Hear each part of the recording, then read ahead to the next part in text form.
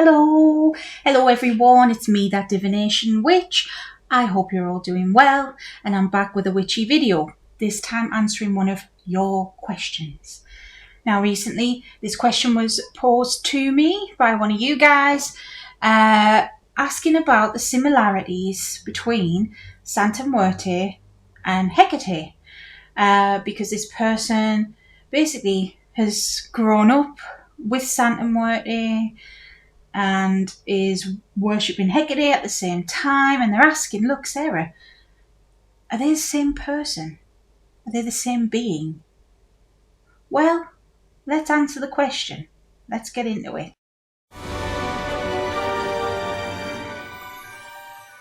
So, hello. If you're new here, hello, welcome. I'm Sarah, that divination witch. I hope you stick around. This is a safe space where I share what I know, what I've learned, answer people's questions. Don't be afraid to ask. Nothing's silly. We've all got to start somewhere. I don't judge. So ask away. If you've got a question, I try and help. And if you like that, please do stick around. I've also got a link tree just below. If you were interested, I offer readings. I also am teaching tarot and other things right now. Got Patreon, a website, Etsy, YouTube memberships, all sorts going on. So if you're interested, please check it out. Everything goes back into the channel, helps me do what I do. Thank you.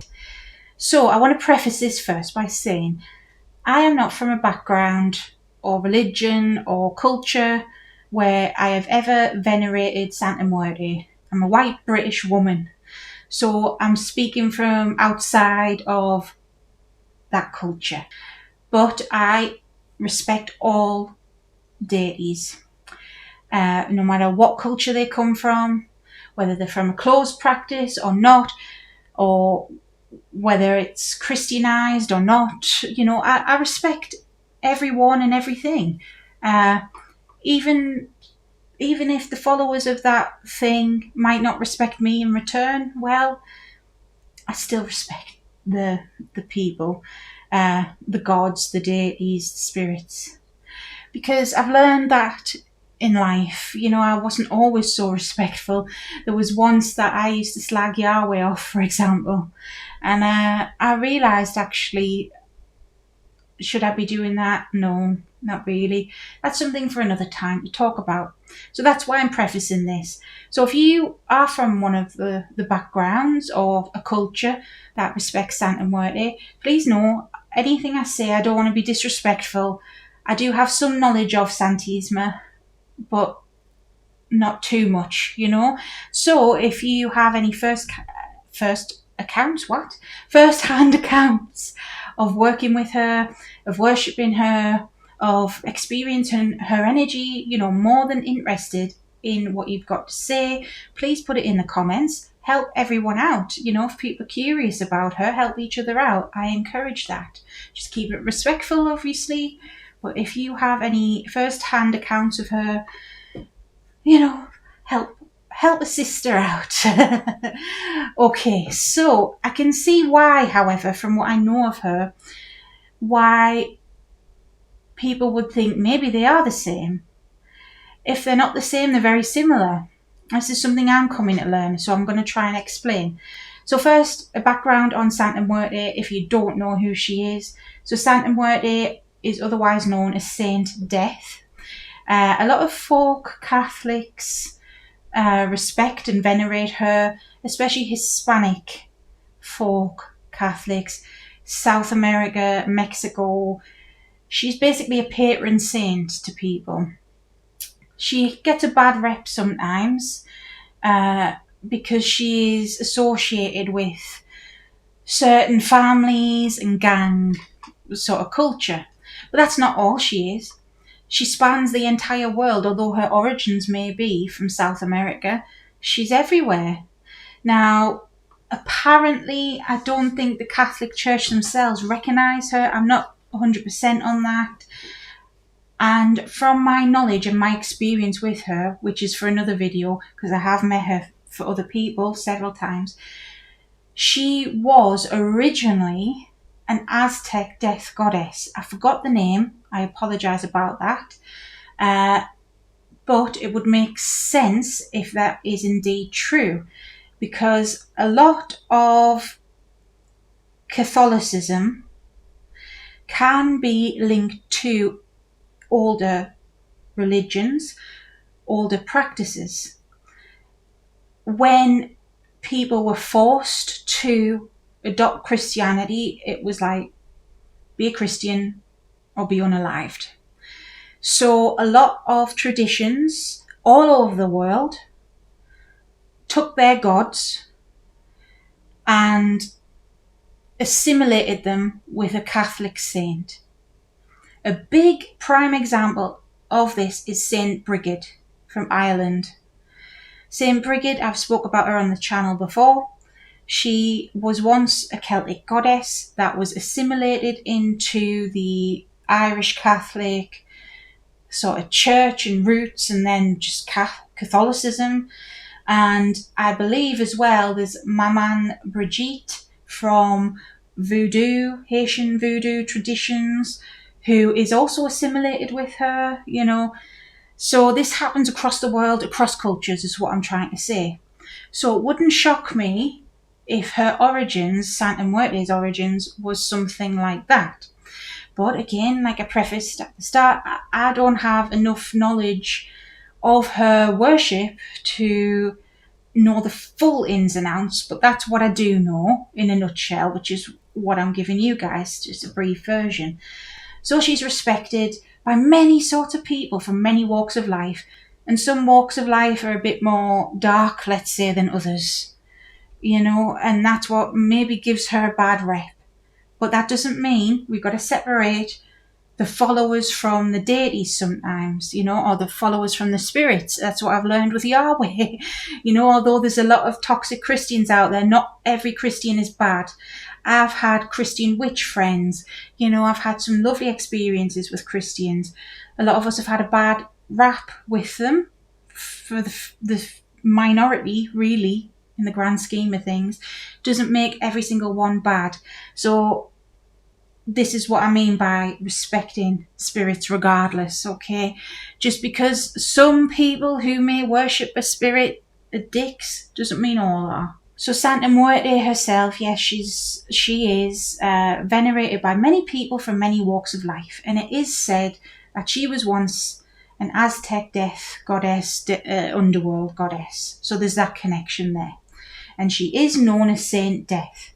So either way, she does rule over death. And death isn't necessarily a bad thing. Hecate herself rules over that. Santa Muerte, with her being the saint of death, like any other death deity, whether you want to think of Thanatos, for example, or Azrael even, the angel of death, they are there. Their job is to ferry people to the other side. They are psychopomps. A psychopomp is basically your Grim Reaper type of people. People are always going to be afraid of the Grim Reaper. No one wants to pass on, I suppose, if you're not ready. That's a lot of fear in there. But they make sure you get to where you need to be. So there's that similarity between Hecate and Santa Muerte, that they guide lost souls. They guide the dead to where they need to be. But it's not just that as a similarity. Santa Muerte is respected as a mother to many. And like Hecate, the energy I feel from her is that if you are one of hers, she loves you for life. And even beyond that. And the love is mutual. The love is real. It's there. She is super loved by people and vice versa. And she protects people from death as well. Like Hecate, because Hecate does the same. I've just punched the desk out. But Hecate does the same. She's worshipped as a protector. And even in antiquity, Hecate was a protector of the household and a protector of the innocent children. Santa Muerte does the same. Now, I believe there's different sides to Santa Muerte, like there's different sides to Hecate. There's something about different colours she wears. If you are someone who worships her, please let me know more about that, because I've got only rudimentary knowledge. But Hecate has many epithets: the torchbearer, the crossroads goddess. Enodia is the crossroads goddess. The ferrier of the dead, a more primal side to her. Phosphorus, the light bearer. There's all sorts of different sides to her, and that's the same for Santa Muerte, which would make sense if they were once originally both basically like death goddesses, and the roles they fulfill as psychopomps. But they are both mothers in that right as well. To answer the question now, I'll give you a background about Santa Muerte and give you some links with Hecate. Are they the same? Now, this is something I'm pondering myself recently. So in my research of Hecate and my relationship with Hecate, as the years have gone by, I'm getting to know her in different lights, and she's teaching me this, to keep an open mind. Don't put her in a box, because I was once guilty of that. That's my ultimate advice to anyone. Don't put your deity in a box. You'll find a lot of gods and goddesses have several sides to them, and they're more complicated than maybe the human mind can handle. Maybe that's what it is. But Hecate, I do see her as, and I've said it before, the divine feminine. The divine feminine being the creator, the creator of life, but also the destroyer of life. She is life and she is death. She is creation and she is the end of things. She is the guide, she is the knowledge. But she can also be chaos in a way, because she does rule over uncertainty, but she gets us out of the uncertainty. She is so many things. She's everything and nothing. It's so complicated and so simple at the same time. It's like she does everything. That's the way I see Hecate. Hecate is just a name, really. You could call her Enodia. You could call her Brimo. You could call her Phosphorus, Trivia, anyone. You could call her even Chaos, Tiamat, Ereshkigal, Gaia even. All these divine feminine energies linked together. And Santa Muerte is no different in that regard. She is divine feminine. She is powerful. She is mother. That's where the link is. So could they be the same? Technically, they are cut from the same cloth, but they are not exactly the same, because they have different personalities and different cultures that have influenced them. As time has gone on, I've been finding out more about other deities that I'm like, holy moly, the link with Hecate is unreal. Even just through doing readings for other people, these deity confirmations, my mind is blown on the daily when I do those readings. Recently, at time of filming, I met a deity called Hecate, who is a primordial deity of the night found in Egyptian teachings, but only a certain time period in Hermopolis, I can't say it. It was named after Hermes. So it's around the time there was a bit of a Greek influence, I suppose, with some of the Egyptian cultures, because Hermes and Thoth, they're often smushed together, and then you get Hermes Trismegistus, I cannot say that right. But around that time period, the primordial gods of the peoples then, Hecate was one of them. She was the female goddess of the night. And at time of filming, I spoke with her for someone, because she came through for someone. We got a more in-depth reading with her. First ever time I'd met her. Amazing energy. One of her epithets is that of a frog. Now, when you think of Hecate, some people, and it's obvious, they link her with Hecate from ancient Egypt, who was a man, a male god of magic. They link her with Hecate, spelt with a Q, who is a female goddess linked with frogs. Hecate, though, this primordial goddess of night, also linked with frogs. Hecate herself linked with frogs. Mind blown. Is she like Hecate? Because she gave off an energy that was like Nyx mixed with Hecate, that kind of vibe. And I do sometimes wonder myself, Nyx, Hecate, they really get along. Are they one and the same in a way? There's other cultures I've learned about recently too, which I'm going to quickly share. We've got the pre-Islamic cultures, because she came through for someone. It was a few months back now, but the image is burned into my brain, what I saw. Alat, she is called.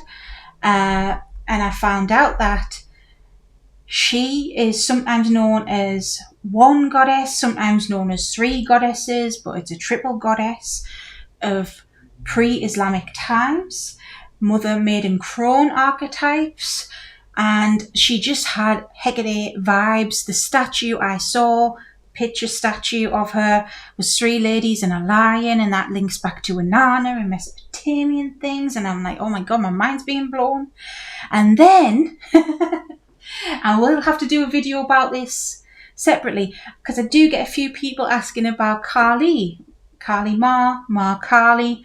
If you don't know who that is, Kali is a Hindu diva, deity.